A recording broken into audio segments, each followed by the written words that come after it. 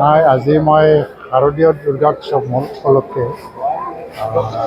আজি সপ্তমী। আজি মই কোকৰাঝাৰবাসীৰ লগে লগে অসমবাসী ৰাইজলৈ মোৰ শুভেচ্ছা মই জনাইছোঁ আৰু আশা কৰোঁ আমাৰ দুৰ্গা দেৱীৰ আশীৰ্বাদত সমাজত সকলোৰে মংগল হ'ব আৰু ৰাজ্যত শান্তিময় এটা পৰিৱেশ বিৰাজ কৰিব। এইটো এটা ভাৰতীয় সংস্কৃতি আৰু পৰম্পৰাৰ এটা অবিচ্ছেদ্য অংগ। আজি ভাৰতীয় সমাজে এইটো বহুত হাজাৰ হাজাৰ বছৰৰ পৰা এটা পৰম্পৰা হিচাপে পালন কৰি আহিছে।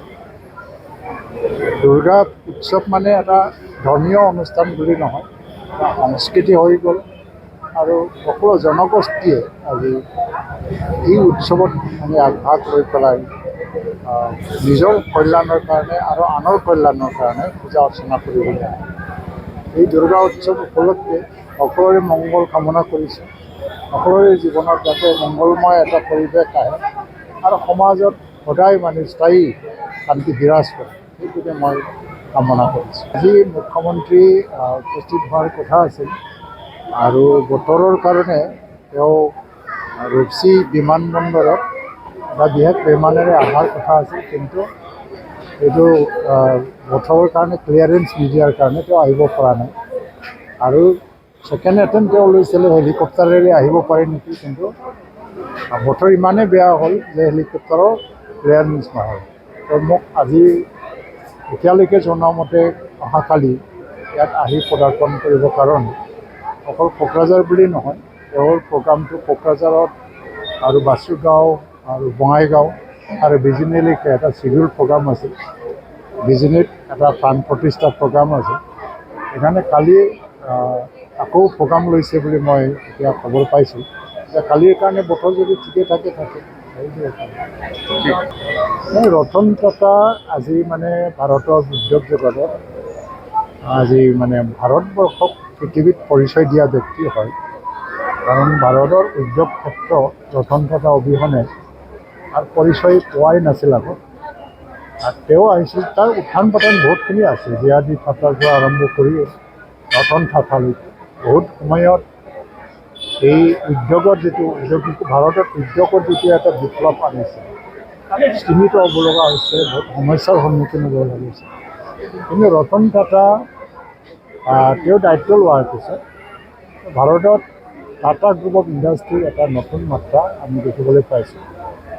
আৰু আজি কেঞ্চাৰ ইনষ্টিটিউটত যেনেধৰণে কেঞ্চাৰ নিৰাময়ৰ কাৰণে বা কেঞ্চাৰ চিকিৎসাৰ কাৰণে অসমত তেওঁ অনুদান আগবঢ়াইছে, অসম চৰকাৰৰ লগত লগ লাগি পেলাই। এইটো খুব এটা প্ৰশংসনীয় পদক্ষেপ আৰু মানৱতাৰ সেৱা, হিউমেন ছাৰ্ভিচ। তেখেতে যেনেকৈ লৈছে, অন্য এটা এনেকৈ কৰ্পৰেট হাউচ বা ইণ্ডাষ্ট্ৰিয়েল গ্ৰুপে এনেকুৱা ধৰণৰ উদ্যোগ লোৱা নাই। আৰু আজি ছেমিকণ্ডাক্টৰ যিটো স্থাপন কৰিবৰ কাৰণে অসমত সিদ্ধান্ত লোৱা হ'ল টাটা চন্স লুবটৰ পৰা, যিটো ডাঙৰ এটা ইণ্ডাষ্ট্ৰী, হেজাৰ হেজাৰ যুৱতী ইয়াত নিযুক্তি পাব। আৰু লগে লগে অসমৰ এই ছেমিকণ্ডাক্টৰ ইণ্ডাষ্ট্ৰীৰ দ্বাৰা দি উদ্যোগৰ বজাৰত আৰু ভাৰতীয় অৰ্থনীতিৰ ক্ষেত্ৰত অসমৰ এটা ডাঙৰ অৰিহণা আমি জগাবলৈ সক্ষম হ'ম। তো তেনে ক্ষেত্ৰত অসম উন্নতিৰ ফালে আগুৱাই যাব।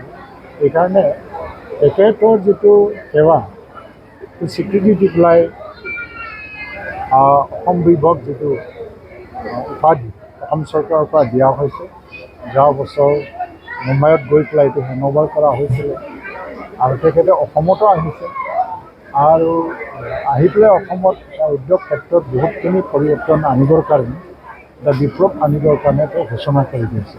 তো তেখেতৰ মৃত্যু ভাৰতবৰ্ষৰ কাৰণে আজি খুব কৰণীয় কথা। আৰু ৰতন টাটাৰ মৃত্যুত আজি বিশ্ববাসী ৰাইজে যেনেকৈ দুখ প্ৰকাশ কৰিছে, অকল ভাৰতত নহয়, প্ৰায় 100টাতকৈ অধিক দেশত তেখেতৰ ইনভেষ্টমেণ্ট আছে বুলি আজি আমি জানিবলৈ পাইছোঁ। নিশ্চয় আমি গভীৰ শ্ৰদ্ধাঞ্জলি জ্ঞাপন কৰিছোঁ আৰু তেখেতৰ দৰে মানুহ পোৱাটো